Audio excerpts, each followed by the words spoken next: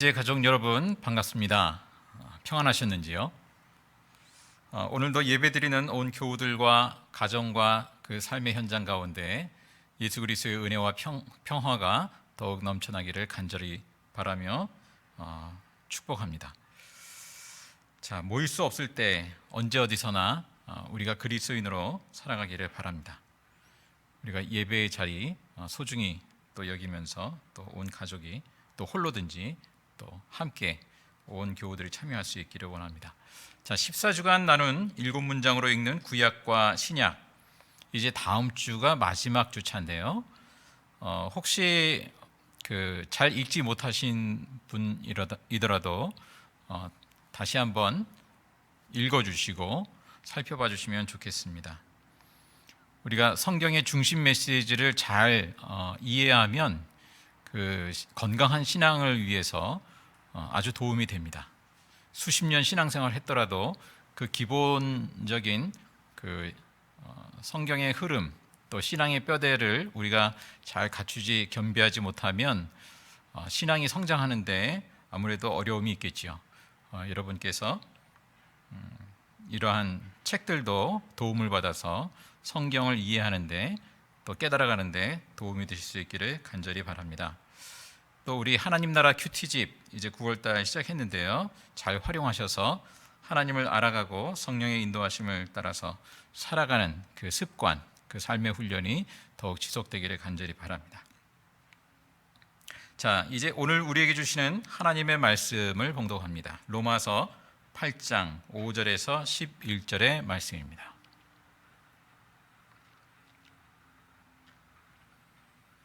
로마서 8장 5절에서 11절의 말씀을 읽겠습니다. 교우분들께서도 가능하시다면 함께 읽으셔도 좋겠습니다. 육신을 따라 사는 사람은 육신에 속한 것을 생각하나 성령을 따라 사는 사람은 성령에 속한 것을 생각합니다. 육신에 속한 생각은 죽음입니다. 그러나 성령에 속한 생각은 생명과 평화입니다. 육신에 속한 생각은 하나님께 품는 적대감입니다. 그것은 하나님의 법을 따르지 않으며 또 복종할 수도 없습니다.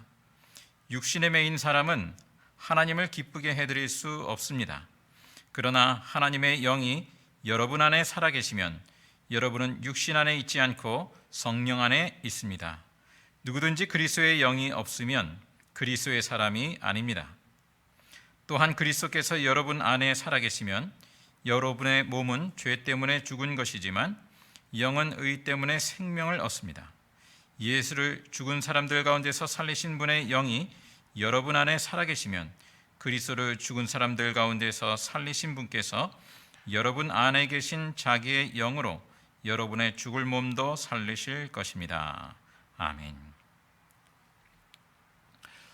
기독교 문화권에서 그 연대 표기를 할 때 그리스도의 탄생, 예수님의 탄생을 기준으로 BC와 AD를 나누죠. 주전, 주후.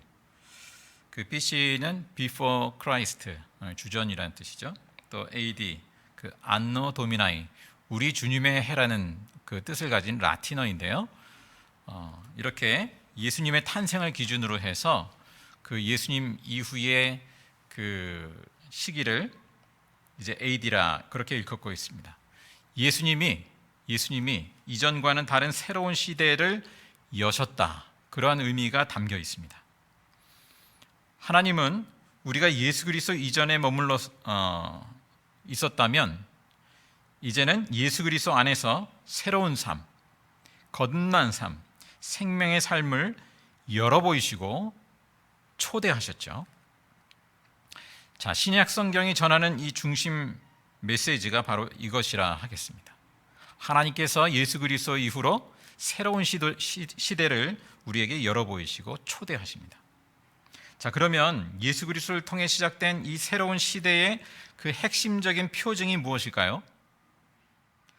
그 핵심적인 표징은 이제는 예수 그리스도를 믿는 모든 사람들에게 성령이 임하는 것입니다. 자, 성령이 임하기 전까지는 이를테면 BC의 삶이다. 주 전의 삶이다. 이렇게 일컬을 수 있겠습니다. 자, 그러면 성령이 임하기 전까지는 어떠하단 말인가요? 오늘 읽은 본문의 그 특성을 열거하고 있어요. 5절에 보시면 육신을 따라 삽니다. 육신에 속한 것을 생각합니다. 이랬죠. 또 육신의 필요, 세상의 자랑이 기준이 되어서 살아갑니다. 6절에 육신에 속한 생각은 죽음이다 했습니다. 자, 생명은, 성경에서 생명은 하나님과의 관계를 표현하는 용어죠. 생명. 하나님과의 관계라는 점에서 육신에 속한 삶이라고 하는 것은 이제 죽음 안에서 살아가는 것이다 라고 할 수 있겠고, 죽음으로 귀결되죠. 7절에 육신에 속한 생각은 그 지향점으로 인해서 하나님께 적대적인 성격을 띱니다. 하나님의 법을 따르지 않고 복종할 수도 없죠. 또 하나님을 기쁘게 해드릴 수 없습니다. 자, 그런데 이제 예수 그리스도를 믿음으로 하나님의 영, 성령이 임할 때 이러한 삶을 역전시키게 되죠. 하나님과의 관계가 열리고 성령님의 주도로 이제는 하나님을 기쁘시게 하는 그 믿음의 삶이 가능해지게 됐습니다. 자, 이제 비로소 그리스도 이후의 삶, AD, 주 후의 삶이 시작되는 것이죠. 자, 구약 성경은 왕이나 제사장이나 예언자 같은 어떤 특정한 사람들에게 기름 부었어요. 이 성령이 임하는 것을 이제 상징하는 그 기름 부음을 했습니다. 특정한 사람들에게 그렇게 성령이 임했어요. 자, 그런데 이 구약 성경에서 장차 모든 하나님의 백성들에게 성령으로 함께 하실 것을, 그것도 영원토록 함께 하실 것을 예고하시죠. 그게 이제 구약과 예수님 이후의 신약의 분명한 차이라 하겠습니다. 구약 성경에는 특정한 사람들에게만, 또 어떤 기능을, 어떤 직능을 잘 수행하도록 하기 위해서 그 능력을 부여하는 차원이라면, 신약 예수님 이후에는 이제 어떤 능력의 차원이 아니라, 한시적인 차원이 아니라, 또 선택적인 차원이 아니라, 이제 예수 그리스도를 구주로 믿는 모든 사람들에게 영원토록 함께 하시는 그러한 차원의 성령의 임재를 말씀해 주고 있습니다. 지난 주일에도 그 구약 성경의 그 성령의 임재에 대한 예고, 그 예고하시는 말씀을 예레미야 31장의 말씀을 보았습니다만, 오늘도 한 말씀만 읽어보자면 요엘서 2장 28절 29절 말씀을 제가 읽어보겠습니다. 내가 모든 사람에게 나의 영을 부어주겠다. 너희의 아들 딸은 예언을 하고 노인들은 꿈을 꾸고 젊은이들은 환상을 볼 것이다. 그때가 되면 종들에게까지도 남녀를 가리지 않고 나의 영을 부어주겠다. 자, 남녀노소를 가리지 않고 모든 사람에게 기름을 붓듯이 나의 영을 부어주겠다 예고하셨습니다. 자, 드디어 그 예고된 때 AD, 예수님의 때가 도래했습니다. 예수 그리스도의 영, 성령이 모든 사람에게 임하는 때가 도래했습니다. 다만 그 일은 예수님이 십자가에 죽으시고 부활하신 후라야 했어요. 요한복음 7장 37절 이하의 말씀에 보면 이 점을 말씀해 주고 있습니다. 초막절에 예수님이 큰 소리로 이러한 말씀을 하시죠. 제가 읽어드리면, 목마른 사람은 다 나에게로 와서 마셔라. 나를 믿는 사람은 성경이 말한 바와 같이 그의 배에서 생수가 강물처럼 흘러나올 것이다. 이것은 예수를 믿은 사람이 받게 될 성령을 가리켜서 하신 말씀이다. 예수께서 아직 영광을 받지 않으셨으므로 성령이 아직 사람들에게 오시지 않았다. 성령이 아직 사람들에게 오시지 않았다. 또 한 말씀 보자면 요한복음 16장 7절 말씀에는 예수님이 이렇게 말씀하셔요. 내가 떠나가는 것이 너희에게 유익하다. 내가 떠나가지 않으면 보혜사가 너희에게 오시지 않을 것이다. 그러나 내가 가면 보혜사를 너희에게 보내주겠다. 자, 이제까지 성령의 역사가 있었지만, 성령의 임재의 역사가 있었지만, 자, 이제 예수님 부활 이후의 성령 강림 사건은 차원이 다른 것이었습니다.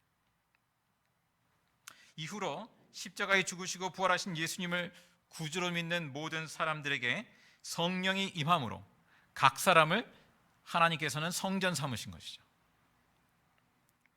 자, 여기서 한 가지 이 성령과 세례의 관계에 대해서 생각해 볼 필요가 있겠습니다.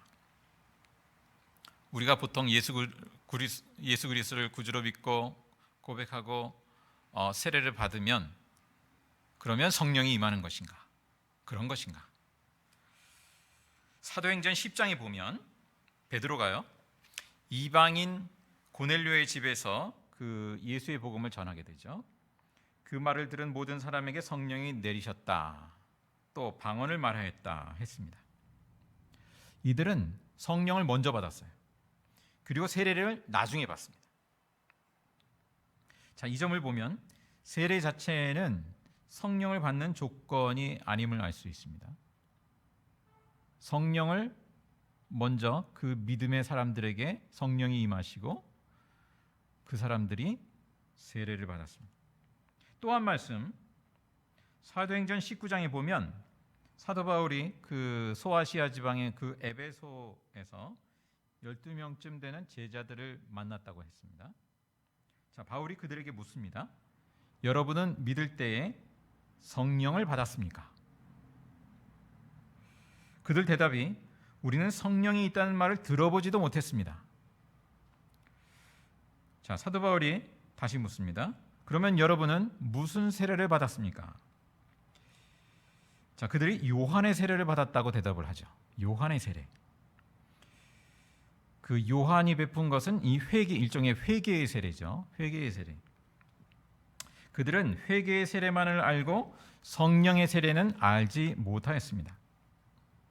그들은 주 예수의 이름으로 이제 세례를 받고 바울이 그들에게 손을 얹자 성령이 그들에게 내리셨다 했습니다.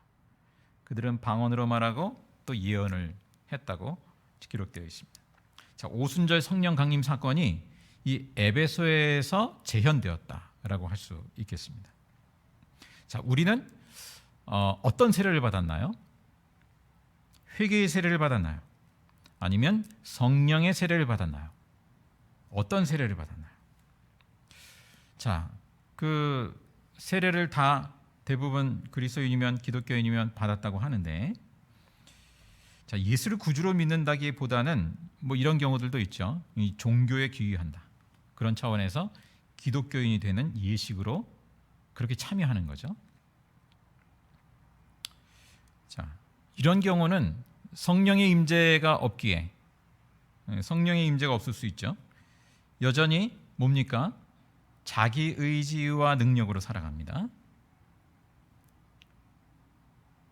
그냥 자기 반성적 차원에서 그렇게 회개하고 세례를 받는 경우, 성령의 세례가 아니라 회개의 세례, 그러한 의미였다면 아직은 성령께서 인도하시는 믿음의 삶이 아니라 여전히 예전과 동일하게 내가 주도하는, 내 의지와 노력으로, 능력으로 주도하는 신앙생활을 한다 할지라도 일종의 기독교라는 종교 생활을 하고 있는 것이죠.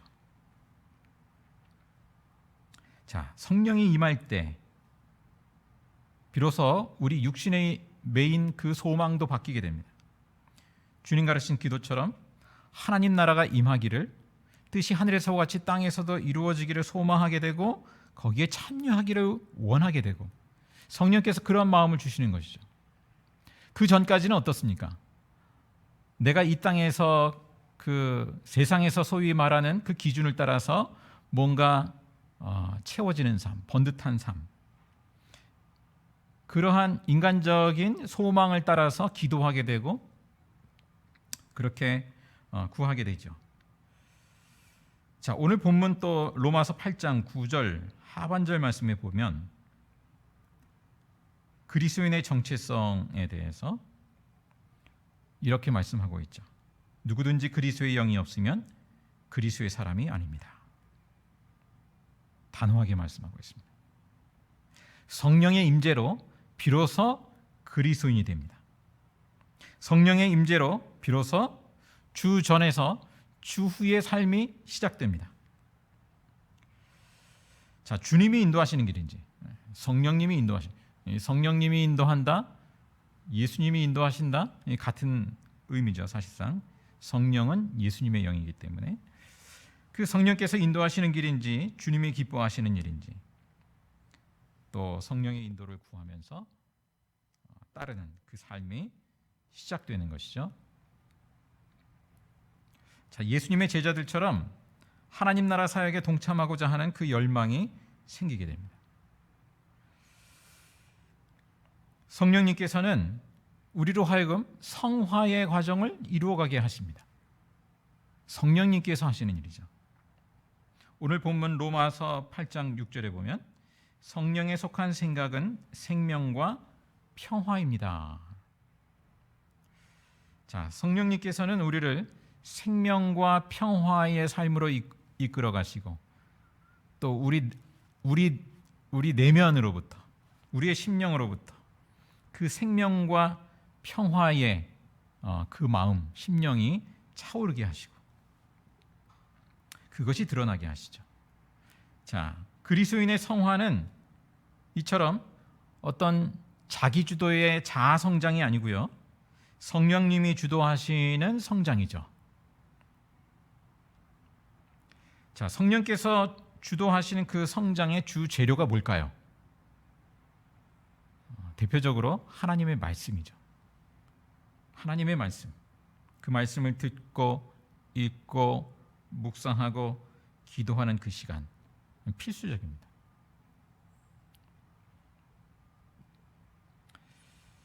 자, 세상의 변화, 또 우리 마음 한켠에는 이 세상을 향한 변화의 열망이 있죠. 그러나 이 세상의 변화도 성령께서 주도하시는 그 한 사람 한 사람의 성화로부터 시작된다라고 할 수 있을 것입니다. 우리가 사회에 어떤 갱신을 원하면서도 정작 나 자신은 성령님을 따라서 갱신되려 하지 않을 수가 있죠. 우리가 곰곰이 생각해 보아야 하겠습니다. 나는 지속적으로 성령을 따라 갱신되어 가고 있는가? 그러기를 우리가 그렇게 갈망하고 있는가? 자, 우리 그리스도인이 사회에 선한 영향력을 미치려고 한다면 어떻게 해야 할 것인가? 예수님이라면 어떻게 하실까? 로마 제국의 통치 하에서 초대교회는 어떤 방식으로 대응했을까?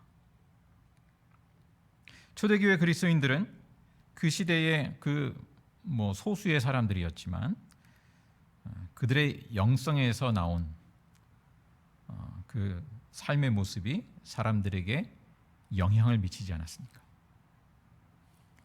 자, 오늘날에도 그리스도인이 사회에 선한 영향을 미치려고 한다면 그 목표와 그 과정과 그 방법에 있어서도 예수님은 어떻게 하시는지, 어떻게 하실 것인지, 또 성경의 말씀을 통해서 과연 그리스도인의 방식이 어떠한 것인지 우리가 잘 분별해 볼 필요가 있겠습니다. 지난 화요일 아침 묵상 말씀 야고보서 3장 17절 위에서 오는 지혜에 대해서 말씀해 주고 있는데요. 위로부터 오는 지혜, 성령에 속한 성령으로부터 비롯된 지혜라, 이렇게 이야기할 수 있겠습니다. 제가 읽어드리면 이렇습니다. 그러나 위에서 오는 지혜는 우선 순결하고 다음으로 평화스럽고 친절하고 온순하고 자비와 선한 열매가 풍성하고 편견과 위선이 없습니다. 정의의 열매는 평화를 이루는 사람들이 평화를 위하여 그 씨를 뿌려서 거두어 드리는 열매입니다.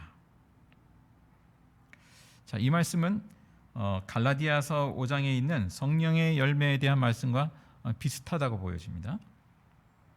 성령의 열매가 뭐죠? 사랑과 기쁨과 화평과 인내와 친절과 선함과 신실과 온유와 절제입니다. 자, 이러한 말씀을 통해서 우리 그리스도인들이 이 사회 속에서 어떤 목표와 어떤 방식을 가지고 사회 운동을 하며 또 이 시대를 바꾸려고 하며 그러한 어떤 영향력을 발휘하려고 하는지 이렇게 분별해 볼 필요가 있겠습니다. 우리 자신부터 그렇게 분별해 볼 필요가 있겠습니다.